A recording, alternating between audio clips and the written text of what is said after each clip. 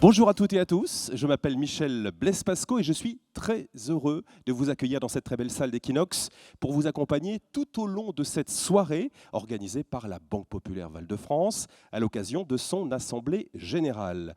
Hormis le volet statutaire, cet événement fera la part belle à la culture, comme nous venons de le voir, mais aussi à l'innovation, aux entrepreneurs du territoire et au sport. Vous l'avez compris, il sera beaucoup question de l'ancrage local de votre banque coopérative. Et sans plus tarder, et pour vous souhaiter à leur tour la bienvenue, j'invite sur scène Gérard Belmont, président du conseil d'administration, et Mathieu Réquillard, directeur général. Merci de les accueillir chaleureusement.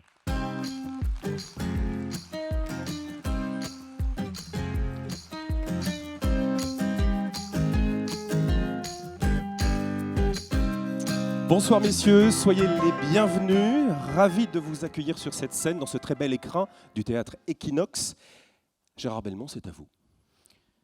Mesdames et messieurs, bonsoir. Je dois vous avouer que c'est un réel plaisir de vous accueillir ce soir dans cette superbe salle, parce que cela fait 2 ans que nous essayons de venir à Châteauroux, et pour des raisons évidentes, nous n'avons pas pu tenir nos AG normalement, c'est-à-dire que nos assemblées générales de ces 2 dernières années se sont tenues à huis clos. Donc vous comprendrez que vraiment nous sommes particulièrement heureux d'être là, d'autant plus que nous sommes mécènes en plus de cette salle que moi je découvre, et Mathieu c'est pareil que nous découvrons aujourd'hui, qui est une superbe salle, et nous sommes mécènes donc de cette salle nationale Equinox, et c'est un bel endroit. Alors cette AG a quand même, au-delà du fait que nous n'étions pas venus à Châteauroux depuis longtemps, est une AG un peu particulière pour Mathieu qui est à ma gauche, puisque Mathieu est notre nouveau directeur général depuis le 1er janvier de cette année. Le Conseil l'a nommé à cette date en remplacement de Luc Carpentier, qui a donc été pendant de nombreuses années notre directeur général. Je voudrais d'ailleurs devant vous, malheureusement il ne pouvait pas être là ce soir, il m'a encore envoyé un SMS tout à l'heure il était désolé, mais je voulais devant vous le remercier, parce que pendant ces années où il a contribué au développement de votre banque, ça a été un excellent, un remarquable directeur général. Donc merci à lui. Je voulais qu'on l'applaudisse, si vous voulez bien, ce soir, même s'il n'a pas pu être là. Alors donc Luc est remplacé par Mathieu. Mathieu, comme vous le voyez, est un jeune directeur général de 50 ans qui a passé 25 ans déjà dans le monde bancaire. Il a fait partie tout au long de sa carrière dans notre groupe de ces cadres, ce qu'on appelle des cadres à haut potentiel. Et aujourd'hui, il est arrivé au sommet puisqu'il est directeur général de notre banque. Donc Mathieu, bienvenue à toi. Merci Gérard. Merci, je suis très heureux d'être à tes côtés ce soir. C'est toujours beaucoup d'émotions pour une première assemblée générale pour un directeur général. Bonsoir madame, bonsoir monsieur. Moi aussi, je vous souhaite la bienvenue à Châteauroux, bienvenue à cette assemblée générale de la Banque Populaire Val-de-France. Alors, on va faire de belles rencontres ensemble ce soir, à la rencontre de personnes engagées au service de la dynamique du territoire, du monde culturel, du monde sociétal. Voilà, Michel, je pense que c'est une belle soirée en perspective. Et juste avant d'ouvrir cette belle soirée, Mathieu Réquillard, je crois que vous avez souhaité nous présenter des personnes dont la présence vous tient particulièrement à cœur. Oui, et j'ai voulu conserver cette belle tradition de la Banque Populaire Val-de-France d'inviter, lors de l'Assemblée Générale, tous les jeunes ou nouveaux arrivés dans l'année 2021. Alors, ils sont 60 ce soir parmi les 100 que nous avons recrutés. Et ce sera un moment important pour eux dans leur parcours d'intégration. Puis je vous demande de les applaudir, on va les découvrir. Oui, j'aimerais qu'on éclaire un petit peu la salle.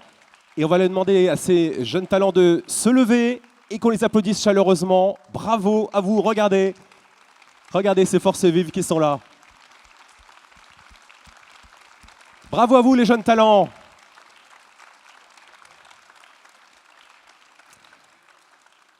Bravo à vous et bonne route au sein de la Banque Populaire Val-de-France. Messieurs, si vous êtes d'accord, le moment est venu d'accueillir sur scène 2 personnes qui comptent et qui font beaucoup, chacun à leur manière pour cette ville de Châteauroux. Je vous demande d'accueillir Gilles Averrousse, le maire de Châteauroux et président de Châteauroux Métropole, et Éric Bellet, directeur du Stage Festival d'Arc.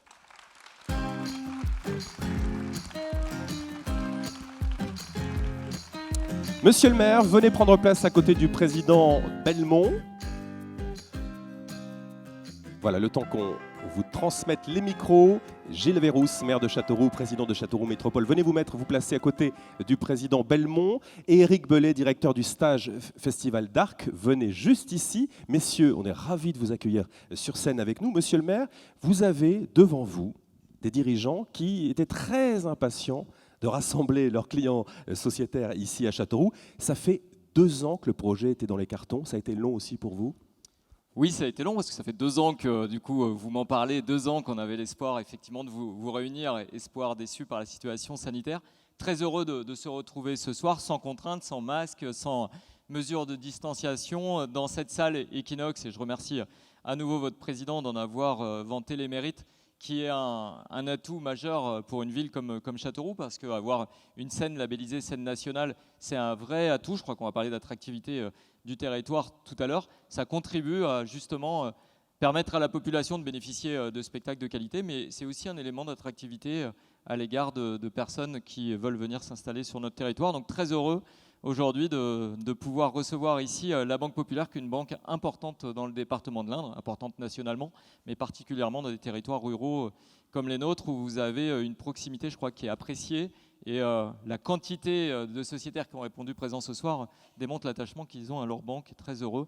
Tout à l'heure, on me disait que dans les grandes villes, il y avait moins de participation que dans les territoires comme les nôtres. Et j'en suis très fier de voir que nos habitants, vos sociétaires, ont répondu à votre appel. Alors justement, parlons attractivité des territoires. Et que diriez-vous à quelqu'un qui hésiterait à l'idée de s'installer à Châteauroux? Alors je lui dirais peut-être quelque chose de différent aujourd'hui de ce que je lui aurais dit il y a quelques années, parce qu'on voit que les comportements ont changé. Alors, ils ont changé avec la crise sanitaire, mais ils ont changé fondamentalement dans la société. Je crois que ici venaient s'installer des gens qui y arrivaient sans forcément connaître la région, mais parce qu'ils avaient trouvé un travail ici, qu'ils étaient mutés ici et qu'ils arrivaient pour une raison professionnelle. Aujourd'hui, on vient s'installer ici, dans un territoire rural comme l'est le département de l'Indre, parce qu'on a envie d'y vivre, en fait. Et du coup, le travail devient accessoire ou secondaire, au sens où on le cherche après avoir trouvé le lieu d'habitation. On le voit parce qu'on commence à recevoir des Parisiens, des gens de l'Île-de-France en sens large, qui viennent dans des départements comme les nôtres, qui ont une image verte, une image de proximité où la personne humaine compte, où vous allez pouvoir parler avec votre voisin, où vous allez avoir un jardin, où vous allez pouvoir profiter de services. Et toute la politique municipale, au sens également communautaire, puisque maintenant on travaille dans des intercommunalités, qu'ici on est sur l'agglomération Châteauroux Métropole, mais c'est aussi, et Marc Fleuret le dira certainement plus tard, le sens de ce qu'on fait à l'échelle du département, vise à équiper notre département de structures ou d'infrastructures qu'il n'y a pas ailleurs, qu'ont pas nos voisins, pour nous différencier, nous distinguer, et faire bénéficier à nos nouveaux habitants de tous les atouts d'un territoire qui n'est pas si enclavé que ça, parce que nous on est à 2 heures au sud de Paris, on est quand même au bord de l'autoroute, on a la chance d'avoir encore une ligne d'intérêt national, le Paris-Toulouse. Et donc il y a beaucoup d'avantages de venir ici, et ceux qui en parlent le mieux sont généralement les gens qui sont originaires d'ailleurs et qui viennent s'installer là, les gens du Nord tout particulièrement. Voilà. Merci Monsieur le maire. Je me tourne maintenant vers vous, Éric Bellet. Ce n'est pas tout à fait un hasard si la banque a souhaité ouvrir cet événement par une prestation dansée. Vous aussi, ça fait 2 ans. 2 ans que vous attendez, que vous patientez. Alors forcément, vous avez hâte de revivre cette belle aventure. Comment cette édition 2022 du Stage Festival d'Arc s'annonce-t-elle? Eh bien, en effet, après 2 années d'arrêt, très dur pour le monde artistique, les techniciens, enfin, la 47e édition va avoir lieu du 7 au 19 août et ce n'est que du bonheur à organiser, et on a très envie de se retrouver durant cette 2e quinzaine d'août à Châteauroux. Alors vous avez l'habitude, je crois, de parler de la planète d'Arc, carrément, car effectivement, il y a beaucoup de choses qui se cachent derrière ce festival. Est-ce que vous pourriez nous en expliquer les grandes composantes? Oui, une planète, pourquoi? Parce qu'il y a tellement de choses dans cette manifestation. Il y a déjà un socle, qui est le stage international de Châteauroux, qui réunit 650 stagiaires, 4 niveaux d'initiation à professionnel, une vingtaine de nationalités. Et à côté de ce stage, il y a un festival avec une programmation très éclectique, toujours des premières parties. Et cette année, nous avons la grande chance d'accueillir Calogero, Christophe Mahé, Gaëtan Roussel, la compagnie de Jean-Claude Galota, Blancas, plein de premières parties de très haut niveau. Donc c'est un festival qui va envahir les rues de Châteauroux. Il fallait aussi, à côté de la ville de Châteauroux, irriguer tout le département.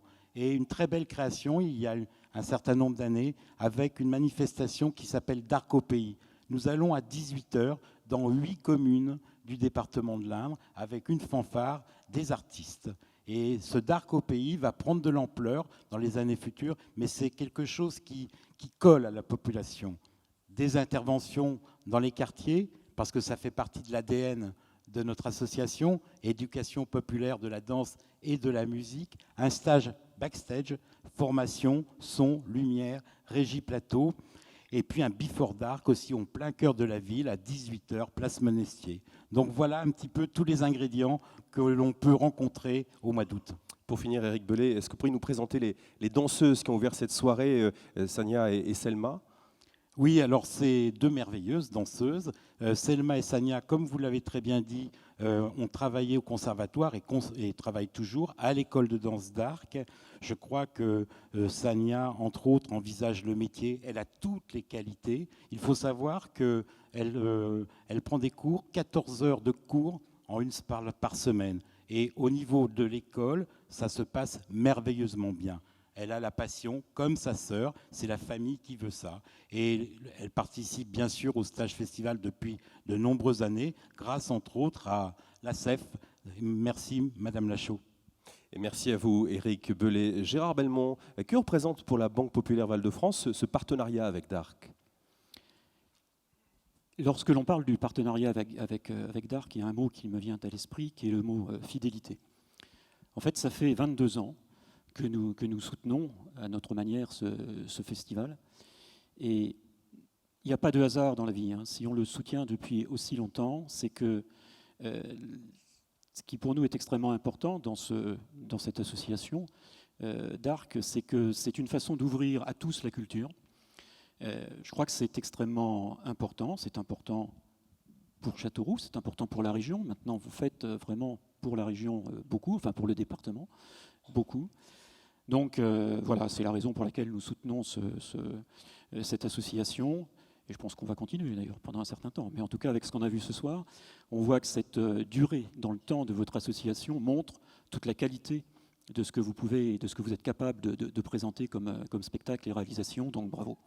Merci. Gilles Averrousse, quelles sont les retombées de cet événement pour la ville et pour la métropole ? Le stage Festival d'Arc, c'est 14 jours de présence. Eric le disait tout à l'heure, 650 stagiaires. C'est aussi 65 000 personnes qui assistent au concert sur la durée du stage festival. Donc c'est évidemment les hôtels qui sont complets, le camping, les hébergements divers et variés en gîte, en Airbnb. C'est également de la restauration, évidemment, sur place, sur site, mais également autour dans nos restaurants de ville et des alentours. Donc ce sont des retombées économiques directes importantes. C'est aussi des retombées médiatiques qui sont colossales. Parce qu'on a la chance d'avoir une couverture par tous les plus grands médias nationaux, les grandes chaînes de télévision, TF1, M6, il n'y a pas un stage festival où ils ne sont pas présents. La radio aussi, les grands journaux, évidemment les journaux spécialisés, mais également le Parisien, enfin tous les grands noms de la communication font un reportage pendant l'été sur le stage festival d'Arc. Et pour nous, si on avait dû se payer ces pages de publicité, ce serait évidemment quelque chose de très onéreux. Donc c'est une bonne image, c'est une belle image, c'est une image jeune, dynamique, qui contribue à vraiment donner envie, encore une fois, de venir sur notre territoire. On va être très heureux de faire découvrir cette année aux stagiaires qui ne sont pas venus aussi depuis 3 ans, notre nouvelle cité du numérique, notre nouveau centre aquatique, la gare déjà, quand ils vont arriver, ils vont trouver une gare un peu différente de celle qu'ils ont connue par le passé. Voilà, donc c'est tout ça qui nous plaît et qui fait que, comme la Banque Populaire, on est fiers chaque année d'accompagner fortement l'organisation du stage Festival d'Arc. Terminons avec vous, Mathieu Requilla. Quel regard neuf, au fond, vous portez sur ces engagements sur ce territoire ? C'est d'abord un regard plein d'émotions d'avoir partagé. Merci, Monsieur Bellet, de nous avoir fait partager ce beau moment avec vos 2 merveilleuses danseuses. Je pense que c'est le bon adjectif. Ça fait du bien, je pense, de se retrouver autour de moments d'émotion comme cela. Moi, je voudrais vous féliciter pour l'énergie que vous déployez dans votre projet, de la ténacité dont vous et votre équipe, vous avez su faire preuve dans ces moments difficiles. On est fiers, en tout cas, de vous accompagner. Et vous remercier aussi pour la qualité des relations que vous avez avec les équipes locales, et on y est aussi très attaché. C'est aussi, je pense, le signe d'un partenariat dans la durée. Un mot aussi pour vous remercier, monsieur le maire, de votre présence ce soir. C'est important pour nous aussi, sur notre territoire, d'avoir les élus qui sont à nos côtés face à nos sociétaires. Alors, vous l'avez bien dit, Châteauroux est en mouvement. Châteauroux est une ville innovante, attractive. Moi, je ne peux que vous souhaiter plein de réussite dans vos projets. Et je vous l'ai dit tout à l'heure, en tout cas, que la Banque Populaire serait à vos côtés. Je vous l'ai dit en backstage et je vous le dis maintenant officiellement devant l'ensemble des sociétaires. Vous pouvez compter sur la Banque Populaire Val-de-France pour accompagner le projet de développement de la ville. Voilà. Merci beaucoup Mathieu Réquillard. Merci infiniment monsieur le maire. Merci beaucoup Éric Bellet. Nicolas Lenuet, vous êtes directeur départemental de la Banque Populaire Val-de-France. Dans cette prochaine séquence, chers amis, nous allons faire un focus sur des initiatives locales remarquables et sur la façon dont la Banque Populaire Val-de-France les encourage et les soutient. Nicolas, vous dirigez les équipes de la Banque Populaire Val-de-France dans l'Indre depuis janvier dernier, je crois. C'est bien ça, Michel. Au-delà de cette mission de management, vous êtes aussi le représentant de la banque dans le département. C'est vous qui nouez, qui entretenez des relations avec tout l'écosystème local. Qu'est-ce que vous pouvez nous dire de ce territoire ? Écoutez Michel, moi j'ai trouvé ici des acteurs engagés, soucieux de faire progresser l'attractivité de ce territoire. Les initiatives sont nombreuses en ce sens, elles donnent chaque jour l'envie de reprendre confiance. Quelques exemples, 53 artisans, producteurs au Salon de l'Agriculture à Paris pour faire découvrir le savoir-faire local. Des entreprises qui se regroupent comme à Issoudun pour attirer des salariés.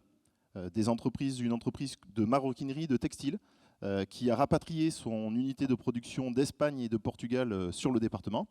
Et puis dernièrement, même ça, nous avons eu un duo d'humoristes qui a fait campagne pour attirer des médecins sur ce territoire. Et si on s'intéresse un petit peu à vous, à votre mission, Nicolas, comment est-ce que vous travaillez avec tous ces acteurs pour apporter votre patte, si j'ose dire, votre contribution à ces initiatives ? Alors ça fait plusieurs années qu'on a créé du lien, des partenariats avec l'ensemble des acteurs qui souhaitent développer le territoire. Alors je ne pourrais pas tous les citer évidemment, mais je pense à nos chambres consulaires, la CCI, la CMA, Indre Initiative, la BGE.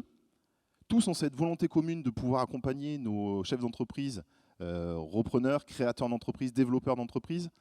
C'est clairement l'ADN de la Banque Populaire Val-de-France, créée il y a plus de 100 ans, par des entrepreneurs, pour des entrepreneurs. Nous sommes aussi très présents auprès de ceux qui travaillent dans la fonction publique, grâce à la synergie et l'appui de la CASDEN, de la CEF. Et puis, avant de mettre en avant mes équipes, j'ai envie de mettre en avant une personne et de profiter de cette scène ce soir. Je pense à mon prédécesseur, Laurent Levaillant, qui est présent ce soir, et je l'aperçois là-bas. Voilà. Laurent a effectué un travail considérable depuis plusieurs années, donc c'est aussi ton succès. Tu aurais pu être aussi à ma place avec ce Covid qui a tout décalé. Donc voilà, je tenais à le mettre en avant, c'était important pour moi.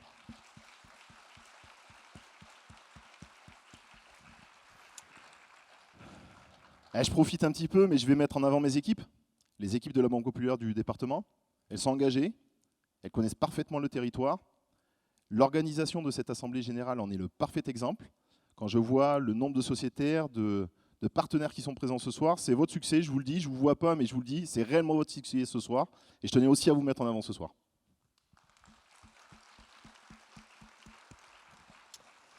Alors Nicolas, parmi vos clients, vous comptez un champion toute catégorie de l'excellence que vous avez souhaité convier ce soir côté salon sur cette scène de l'Equinox. Il va venir nous rejoindre tout de suite avec son conseiller Banque Populaire. Merci d'accueillir chaleureusement Éric Vigeant et Dominique Dolidier.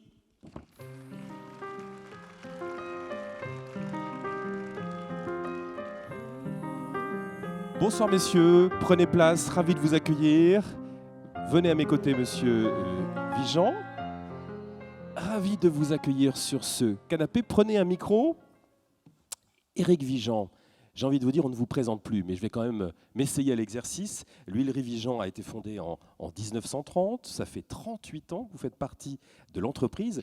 Est-ce qu'on peut dire que la réussite de cette PME repose à la fois sur une histoire de famille, mais aussi sur une équipe de collaborateurs passionnés? Les deux à la fois. Surtout l'histoire, notre histoire, bien notre tradition. Et surtout une équipe autour de moi remarquable depuis maintenant 38 ans, mais déjà avant ça, parce que moi quand je suis arrivé, l'entreprise comportait, il y avait mes parents et 2 salariés. Donc au fil des ans, l'entreprise a pu se développer. Et c'est vrai qu'il y a un très très long partenariat avec la Banque Populaire. Je veux dire que là, c'est un éclat pour nous extraordinaire, qui remonte à plus de 40 ans, puisque moi, ça fait déjà ma 38e année. Mon père, déjà, avait démarré avec la Banque Populaire.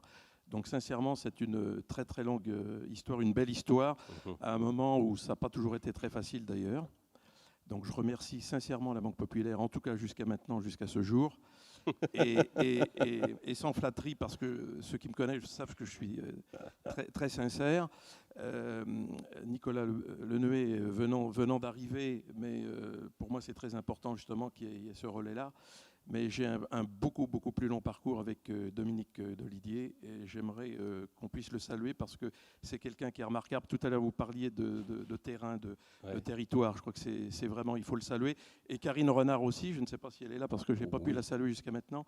Et tous les collaborateurs et collaboratrices, parce que tout ça, c'est très, très important. On va y revenir sur votre coup de chapeau à Monsieur Dolidier. Oui. Cette belle aventure humaine, j'aimerais qu'on y revienne avec 5 dates, si vous le voulez bien.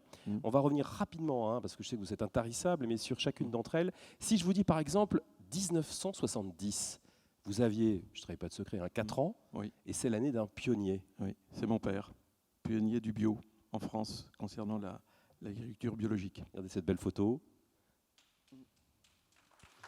Quelques mots sur cette photo, sur cette camionnette et sur ce pionnier du bio. On est en 70. Oui, c'est touchant. Et en même temps, c'est la réalité. Oui, là, j'avais 3 ans. Donc, oui, c'est mes parents. Donc, c'est vrai que mon père a été un parcours aussi, je dirais, prestigieux dans sa démarche. Je dirais qui a été laborieuse, mais authentique et véritable. Et d'une manière, oui, vraiment extraordinaire, en tout cas. Mes parents, je leur dois beaucoup.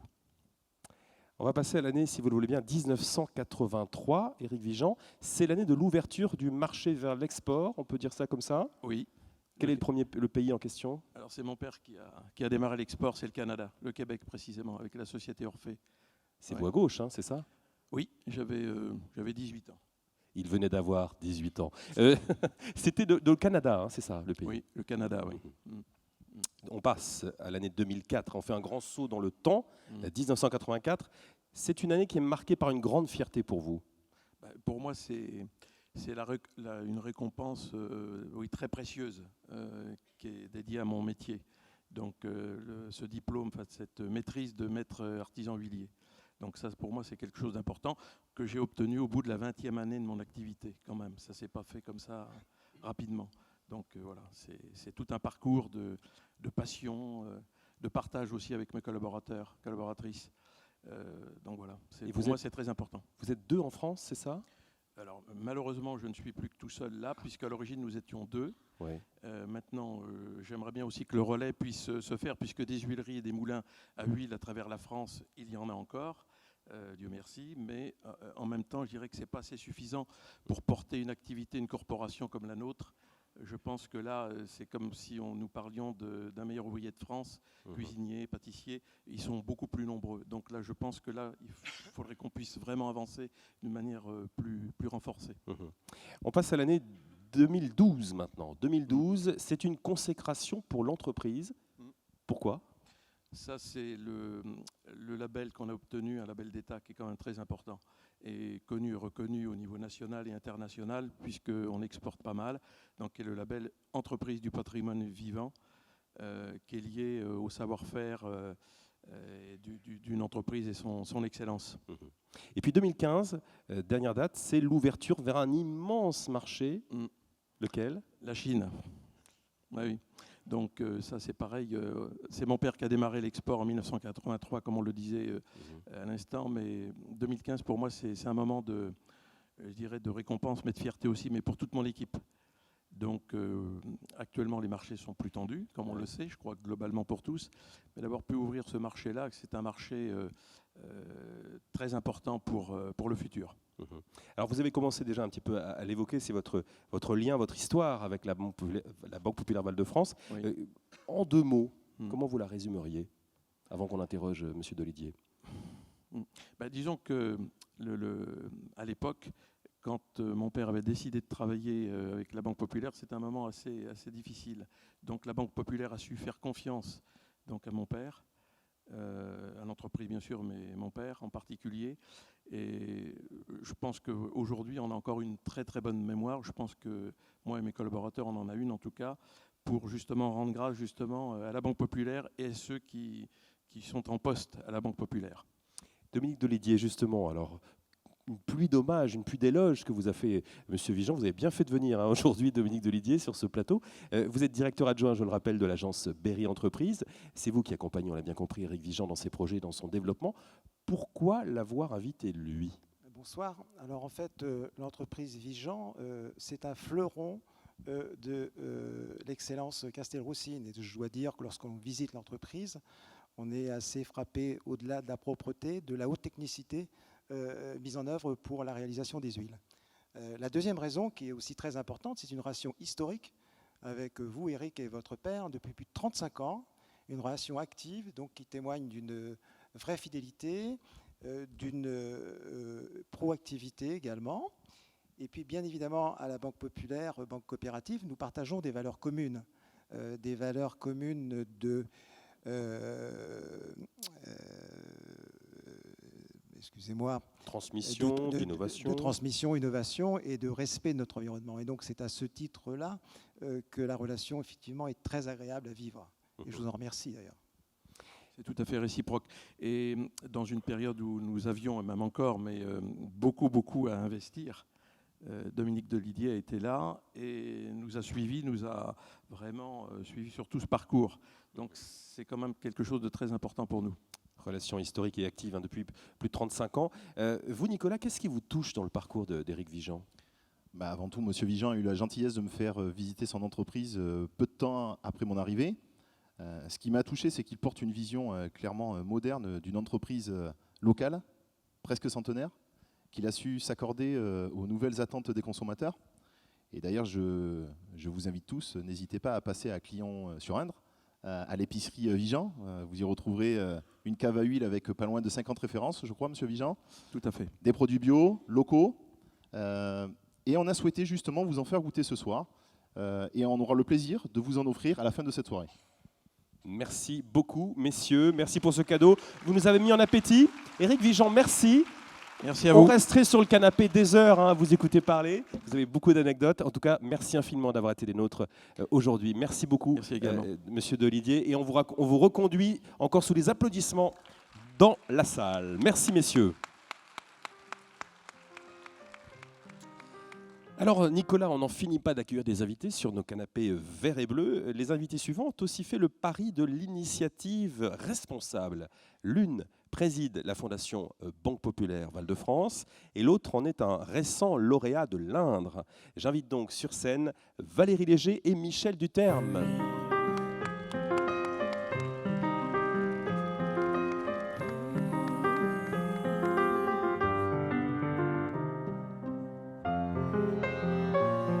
Bonsoir Madame Léger, prenez place. Merci Monsieur Duterme d'être avec nous. Prenez place, prenez un micro si vous le voulez bien. Valérie Léger, vous êtes à la fois administratrice de la banque et présidente de la Fondation Banque Populaire Val-de-France, qui porte, je le rappelle, les actions de mécénat de la banque sur son territoire. Racontez-nous un petit peu. On vous entend. Oui, alors la Fondation existe depuis 2014. Elle avait été créée pour 5 ans, elle a été renouvelée récemment. Et eh bien, effectivement, sa vocation, c'est d'aider les initiatives locales, régionales et tout ce qui touche aux grands défis de la société. Alors, je précise qu'on a accompagné quand même beaucoup de projets tout au fil de ces années, environ 150, je crois. La Fondation est assez active, on se réunit plusieurs fois par année avec des experts dans chacun des domaines d'intervention. Et aujourd'hui, en 2021, eh bien, nous avons décidé de lancer notre premier appel à projet que nous avons baptisé Mon territoire innove. C'est la raison de la présence aujourd'hui de Monsieur Duterme. Et donc que je vais le laisser présenter son projet avec grand plaisir. Alors justement, l'un de ces lauréats est à mes côtés, il est basé dans l'Indre. On va faire connaissance avec vous, hein, Michel Duterme. Vous êtes le gérant d'Indre Atelier. C'est une entreprise adaptée située à Châteauroux. Quelle est la mission d'Indre Atelier ?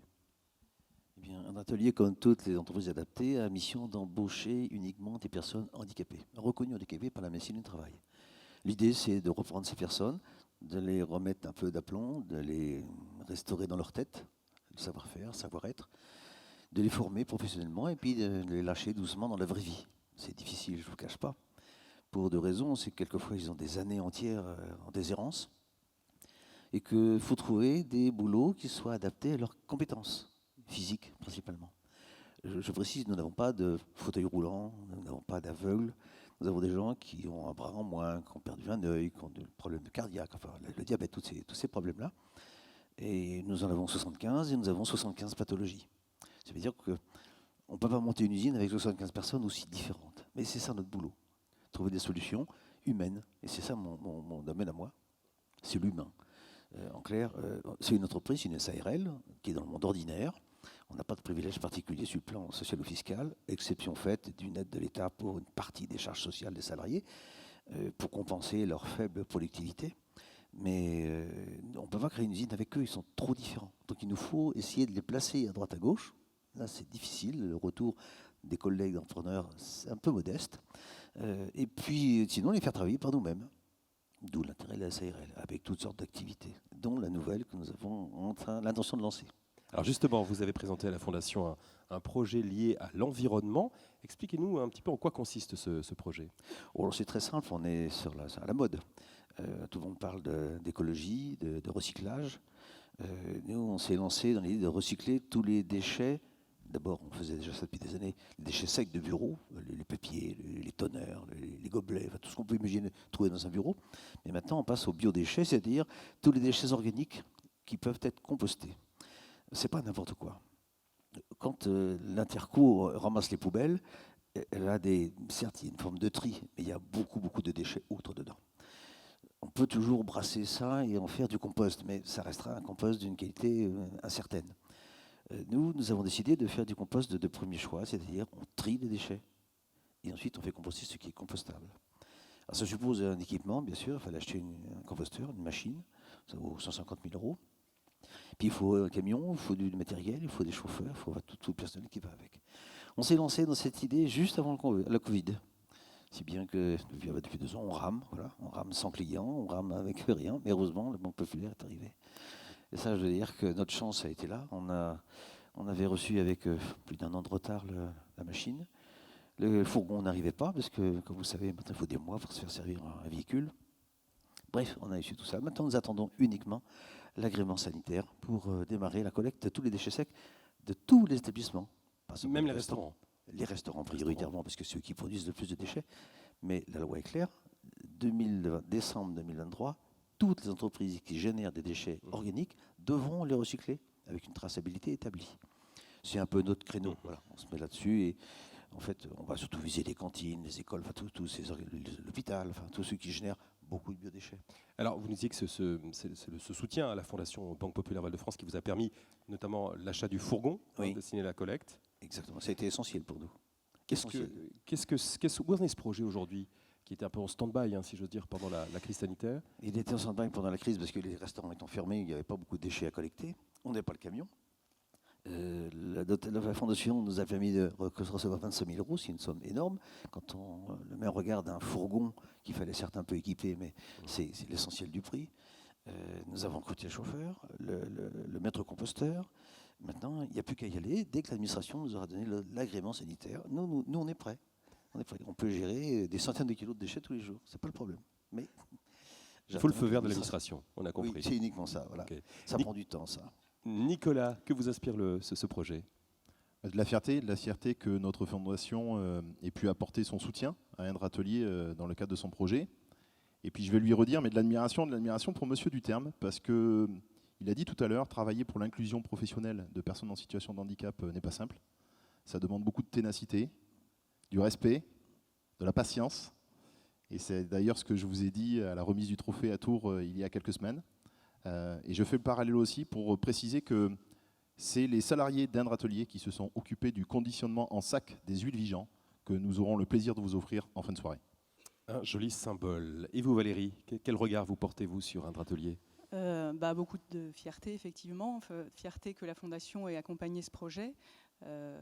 Et puis beaucoup de respect aussi pour ce projet. Je pense que c'est un très bon exemple de l'investissement que ce type de structure apporte au territoire.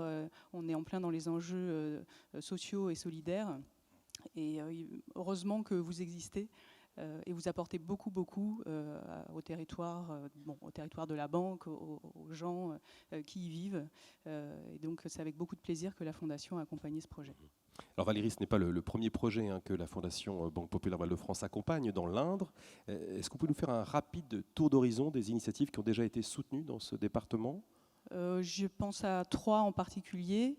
Il y avait le lycée Les Charmilles, le lycée des métiers Les Charmilles, qui a notamment développé un projet pour la recharge du mobile en pédalant. En même temps, on garde la forme. Donc on recharge son téléphone portable en pédalant, c'est ça ? C'est ça, exactement. Le deuxième projet, c'est l'achat, le financement d'un camion pour les Restos du Cœur. Ça, je sais que pour les Restos du Cœur, c'est très très utile et donc c'est très important pour nous de les avoir accompagnés. C'est pour le canton d'Aigurande, je crois. Exactement. Et l'autre qui me vient à l'esprit, c'est Emmaüs Connect, qui en fait aide les personnes en précarité sociale notamment à pouvoir être formées sur tout ce qui est, je perds le mot, les outils numériques. Les outils numériques, voilà, et notamment dans les milieux ruraux. Très bien. Merci beaucoup Valérie Léger, merci infiniment Michel Duterme d'avoir été des nôtres. Longue vie à ce fourgon et à Indre Atelier. Merci Nicolas Lenuet de nous avoir accompagnés ce soir. On peut les applaudir. Vous pouvez regagner vos places. Et je veux rejoindre le centre de la scène maintenant pour parler sport. On va parler sport puisqu'en 2018, je ne vous l'apprends pas, le groupe BPCE annonçait son partenariat avec les Jeux Olympiques et Paralympiques de Paris 2024. Cette décision enthousiasmante a propulsé la Banque Populaire Val-de-France dans la grande aventure des JO. On y sera presque dans 2 ans, alors projetons-nous un peu. Les Jeux de Paris 2024 ont déjà commencé. Pour tous ceux qui agissent dès à présent en coulisses, entrepreneurs, professionnels, entreprises, pour les athlètes, mais aussi ceux qui les accompagnent. Pour tous ceux qui, partout en France, contribueront à faire de ces Jeux une réussite humaine et populaire.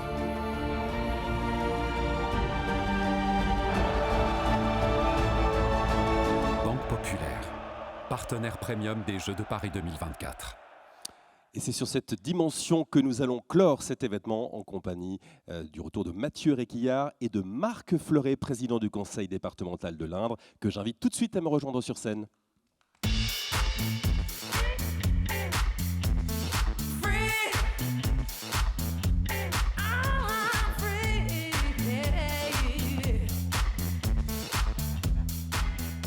Messieurs, rebonsoir Mathieu Réquillart, bienvenue Marc Fleuret, ravi de vous compter parmi nos invités ce soir. Mathieu Réquillart, en vue des JO de Paris 2024, la Banque Populaire Val-de-France a constitué une team de 14 athlètes de haut niveau de la région. Quelle est votre ambition ? Elle est très très simple. On va, à travers notre soutien financier, on va les mettre dans une bulle de performance, leur bulle de performance, parce que ces athlètes, ils sont face à un rêve fou, c'est qu'ils vont pouvoir participer aux Jeux Olympiques, je vais le dire, à la maison. Donc l'objectif, c'est vraiment de leur donner la capacité de se préparer. Cette équipe, elle est incroyable, elle est faite de beaucoup de diversité, il y a des hommes, il y a des femmes, d'expérience et de maturité différentes dans leur discipline. Personnes en valide ou en situation d'handicap. Donc voilà, et elle a un seul point commun, c'est que tous les athlètes sont issus du territoire de la Banque Populaire Val-de-France. C'était aussi notre volonté de faire un clin d'œil à ce territoire. Et il y en a déjà qui sont dans la performance et qui vont renouveler leur performance, puisque 7 d'entre eux ont participé aux Jeux Olympiques de Tokyo et ont eu la grande fierté et l'honneur pour nous de revenir avec 7 médailles. Donc on a beaucoup d'espoir dans leur capacité à déjà se prendre du plaisir, mais peut-être aussi briller sur les podiums. Eh bien, je propose justement de les découvrir, ces athlètes, en images. Soyez attentifs. 2 d'entre eux, 2 de ces athlètes, sont originaires de l'Indre. Regardez.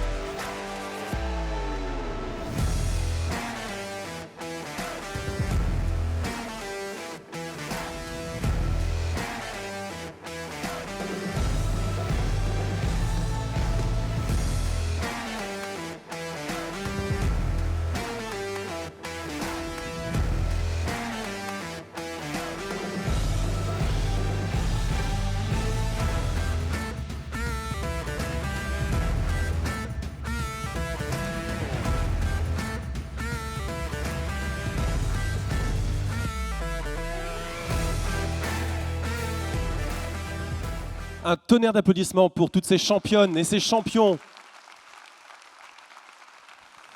Mathieu Réquillart, vous avez l'habitude de dire que ces JO ne sont pas que les JO de Paris. Et d'ailleurs, les économistes du groupe BPCE ont conclu une récente étude selon laquelle les collectivités locales représentaient 60% des dépenses publiques du sport. 60% des dépenses publiques du sport.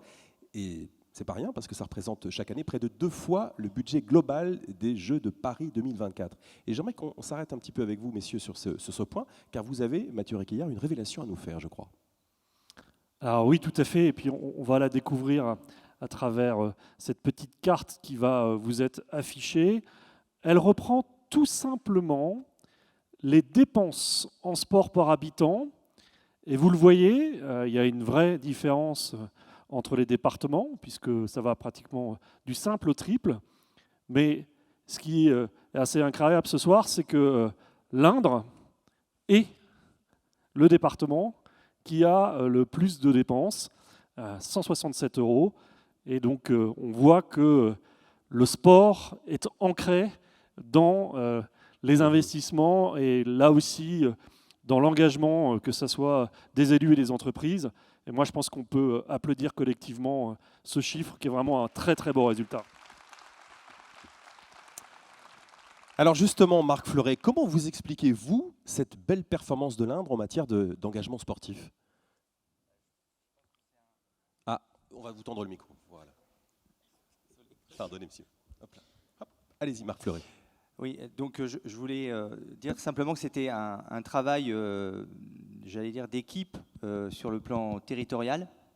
D'abord parce que dès que l'on peut avoir un événementiel sportif qui se présente à nous, on le prend, qu'il soit de niveau national ou international. Donc ça crée une dynamique autour de ce sport. Et Et Gilles Averrousse, qui est ici avec nous, est un partenaire formidable. On travaille ensemble et dès que l'on peut saisir l'opportunité d'organiser un événement sportif, on le fait. Donc ça, c'est la première chose. Et puis après, il y a 2 points primordiaux. C'est d'abord la dynamique de nos communes sur le département de l'Indre, qui modernisent leurs installations, qui profitent des installations sportives pour créer du lien social sur des territoires ruraux comme le nôtre et des petits départements, c'est essentiel. Et puis, bien sûr, il y a l'aide qu'apporte le département à guichet ouvert sur tout ce qui est aide aux installations, à la modernisation des installations sportives. Pour l'année 2021, c'est 15 installations sportives qui ont été modernisées, des stades de foot, des city-stades, des gymnases. Et puis cette année, on a mis en place un nouveau fonds, qui est un fonds qui aide les communes rurales qui ont un collège dans leur circonscription, qui donc ont une aide de 40% pour créer une halle sportive, pour inciter à la pratique sportive sur le territoire et avoir un vrai maillage de proximité pour que le sport soit accessible à tous. Parce que le principal frein dans des territoires ruraux comme les nôtres, c'est l'accès à la pratique sportive pour les jeunes, et les moins jeunes d'ailleurs, qui sont sur des territoires ruraux. C'est tout de suite beaucoup plus compliqué. Et donc ça, c'est essentiel. Et puis la force vive, c'est aussi Châteauroux Métropole, avec de vrais investissements dans le sport, avec Balzaneo, avec le centre de BMX national, et puis bien sûr, il ne faut pas l'oublier, le centre national de tir sportif, qui est un des plus beaux centres d'Europe et qui a toutes les capacités pour accueillir les épreuves olympiques et les gens qui voudraient s'y entraîner. Et justement, Paris 2024, ça signifie quoi pour un département comme l'Indre ? Je pense que c'est une formidable chance. Ça fait 100 ans que les Jeux ne sont pas venus, enfin les Jeux d'été ne sont pas venus sur le territoire français. Donc on se devait d'être dynamique et acteur sur tout ce qui est olympique. Donc on aura la chance d'accueillir la flamme olympique sur notre département. Alors accueillir la flamme olympique, c'est créer une dynamique avec le monde associatif, parce que c'est pas que le jour du passage de la flamme, mais c'est évidemment tout un travail que l'on va commencer à mettre en œuvre dès que les choses seront officielles, pour que le mouvement sportif départemental travaille ensemble pour que cette journée soit une vraie fête du sport. Et moi, pour en avoir vécu 5, je peux vous dire que les arrivées de flammes olympiques, c'est quelque chose d'extraordinaire, au même titre qu'une arrivée du Tour de France. Il y a un vrai engouement. Et on aura la chance de pouvoir choisir 5 sportifs du département qui pourront porter cette flamme sur le département. On va faire un grand jeu concours pour créer une dynamique autour de cette manifestation. Au-delà de la flamme, il y a encore l'espoir d'accueillir des épreuves olympiques ici même, sur ce territoire ? Alors là, je vais regarder Gilles. On disait que, pour faire un peu le lien avec les basketteuses qui vont arriver tout à l'heure, il y a Michael Jordan, il disait je suis certain que si on met tout en œuvre pour réussir, les résultats viennent. Alors j'allais dire qu'on met tout en œuvre pour réussir, et nous sommes certains que les résultats vont venir, mais nous ne les connaissons pas encore. Voilà. Mais oui, en tout cas, on a bon espoir. En tout cas, on a travaillé pour. Vraiment, on a mis, j'allais dire, tous les acteurs possibles pour que ce rêve, en fait, devienne réalité. Vous aviez déjà d'ailleurs accueilli plusieurs compétitions mondiales en 2018 pour les épreuves de tir, je crois, des JO. Alors, les épreuves de tir de niveau mondial et de niveau européen sont régulièrement accueillies sur le centre de tir. On va avoir les championnats du monde de paratir en juin prochain, qui vont être une épreuve extrêmement importante, puisque les sportifs vont venir décrocher leur quota de participation aux Jeux de Paris 2024. Donc nous sommes, j'allais dire, au centre des débats sur le tir sportif. Mathieu Réquillard, l'accueil d'épreuves olympiques ici dans l'Indre, ça serait une belle opportunité, non ? Écoutez, nous on a déjà, parce qu'on l'oublie, ou on ne le communique pas assez, les Jeux Olympiques de Paris, c'est pas qu'à Paris, c'est aussi dans les territoires. Et donc on a déjà, nous, la chance d'avoir 4 sites d'épreuves qui sont sur le territoire de la BPVF hors de Paris. Je ne vais pas tous les citer, mais moi je croise les doigts, messieurs, pour qu'il y en ait un 5e, et que ce 5e puisse aussi irriguer ce beau département qu'est l'Indre, avec ses valeurs d'olympisme et toute la communication qu'il y aura autour en France. Donc voilà, à vos côtés, on croise les doigts. Et puis, messieurs, il y a déjà une belle aventure sportive locale que vous soutenez tous les deux, d'ailleurs. Une équipe féminine qui a fait un déplacement remarqué il y a moins d'un mois. C'était lors d'une finale nationale à l'Accor Arena de Bercy. Je veux parler bien sûr de l'équipe première du Poinçonnet Basket. Mathieu Réquillart, vous avez souhaité en inviter des représentants et des représentantes ce soir pour qu'ils soient salués ici publiquement. J'invite donc, faites un triomphe aux basketteuses et au staff du Poinçonnet Basket qui vont toutes et tous nous rejoindre sur scène. Venez vite les basketteuses, le staff du Poinçonnet Basket, venez nous entourer, nous encadrer sur cette scène, de part et d'autre. On a de la place. Allez à côté de Monsieur Réquillart. Voilà, on va se partager un petit peu. Bonsoir, bienvenue. Venez vite. Bienvenue à une partie du staff et des basketteuses du Poinçonnet Basket. Venez à côté de moi, Monsieur Pierre Bousquier, c'est bien vous ? Parfait, ravi de vous accueillir. Vous êtes président du Poinçonnet Basket depuis 10 ans, je crois. Et vous avez vécu un moment unique, on peut le dire, dans l'histoire du club, à travers cette première qualif en finale du trophée Coupe de France. Racontez-nous. Alors, superbe événement, belle journée, 600 berrichons à Paris, 6 bus qui partent. C'était extraordinaire. C'est un moment que tout dirigeant, tout club, toute joueuse, et nous en parlerons peut-être, souhaite vivre un jour. C'était vraiment un grand, très grand moment. Voilà ce que je peux dire. Là, ça a mis en avant le club, ses valeurs et toute la suite. Et vous avez l'accent du sud du Berry, hein, j'ai l'impression, si j'entends bien. Présentez-nous justement, faites le tour. On ne pourra pas donner le micro à tout le monde parce que le temps presse, mais présentez-nous, qui est avec nous ce soir? Alors, nous avons la chance d'avoir avec nous Julia Borde, première ici. Voilà. Lisa Cloarec. La locale, Isadora Pilet. Anaïs Courta. Amélie Guillon. Delia Bailly, à la fois joueuse et commerciale du club.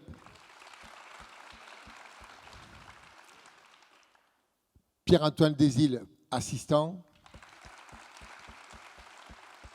Et enfin, tout au bout, notre coach chéri, François Ménival. Merci pour cette présentation. Marc Fleuret, Mathieu Réquillart, quelques mots au sujet de cette équipe. Marc Fleuret. Moi, j'ai eu la chance d'être à Bercy, de vous voir jouer. Je pense que c'était finalement votre première finale. Alors, il y a eu pas mal de stress, pas mal de pression que vous êtes mis et vous n'avez pas finalement joué le jeu habituel. Mais ça, c'est les premières finales, c'est souvent comme ça. En tout cas, vous avez tout donné, c'est le principal. Il ne faut pas que vous ayez de regrets. Et puis, je pense que c'est toujours délicat en sport parce que quand on arrive en finale, on est très content. Quand on perd, finalement, on est déçu. Mais si on prend un peu de recul, vous avez quand même eu la chance de vivre cette finale, d'être deuxième. Et c'est une formidable performance qui n'avait jamais été faite pour le département. Nous sommes très fiers de vous. Et on sera à vos côtés la saison prochaine. Et si vous allez en finale, vous n'aurez pas le stress de la première fois. Donc les adversaires ont intérêt à faire très attention. Mathieu Réquillart, que vous inspire cette équipe? Je pense que ce soir, vous mesurez au-delà peut-être de ce que vous avez mesuré à Bercy, c'est que vous avez un territoire, un département qui est derrière vous. Vous avez dû, je pense, le mesurer.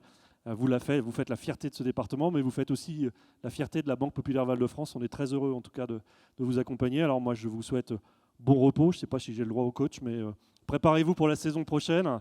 Préparez-vous pour vos échéances. J'en suis convaincu, ça sera aussi une très, très belle saison. Alors, Mathieu Réquillart, on a manigancé avec Pierre Bousquier une petite surprise pour vous. Et c'est notre basketteuse qui vous remet. Qui vous remet quoi, Pierre Bousquier? Alors, c'est le maillot avec lequel l'équipe a joué la finale Coupe de France à Paris. Et Julia portait ce maillot. Voilà. Et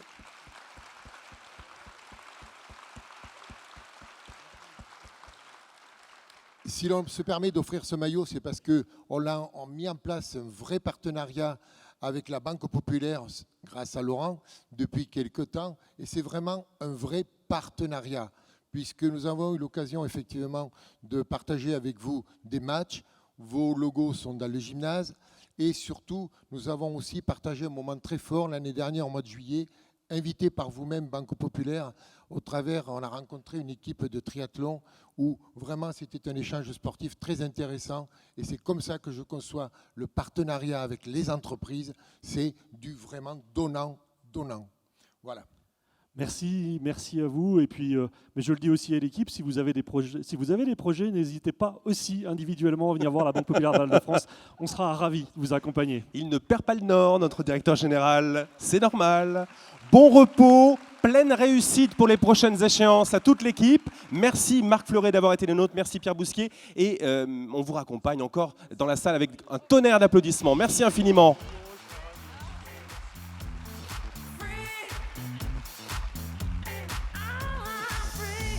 Mathieu Réquillard, vous allez pouvoir faire de quelques beaux paniers grâce à ce superbe maillot.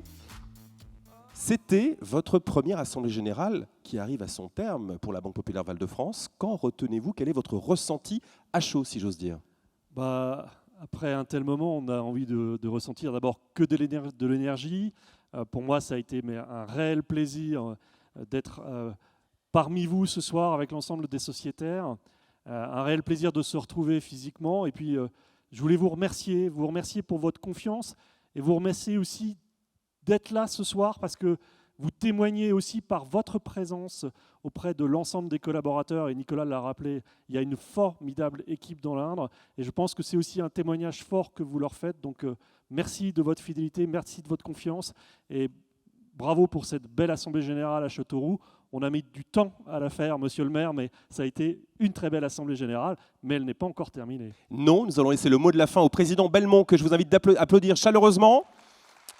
Gérard Belmont nous rejoint pour clore cette Assemblée Générale de Val-de-France, tant attendue ici dans l'Indre, à Châteauroux. Prenez le micro, président. À vous de clore cette Assemblée Générale. Merci. Écoutez, il me reste le rôle le plus agréable, en fait, c'est de vous remercier vraiment du fond du cœur d'être là avec nous. C'est vraiment agréable de voir les visages des sociétaires, vos visages. Franchement, ça nous manquait, donc un grand merci. Je voudrais associer à ces remerciements l'ensemble des collaborateurs, évidemment, de la banque, ainsi que mes administrateurs, excusez-moi pour le mais un peu trop possessif, mais ils font vraiment, je vous assure, je le vis tous les jours, hein, ils font vraiment tous un boulot absolument remarquable. Mes remerciements iront aussi, je m'associerai en cela à Mathieu, tout particulièrement aux collaborateurs de l'Indre. Je voudrais également associer à ces remerciements, j'aurais un remerciement tout particulier pour les collaborateurs de la banque qui ont monté cette Assemblée Générale. Ça n'a pas été simple et ils ont souffert franchement depuis 2 ans, parce que c'est la 3e fois qu'ils la montent. Hein. Et donc ça a été compliqué. Merci Michel de nous avoir accompagnés. Et puis j'ai évidemment une pensée pour tous les techniciens sans qui cette manifestation n'aurait pas pu avoir lieu.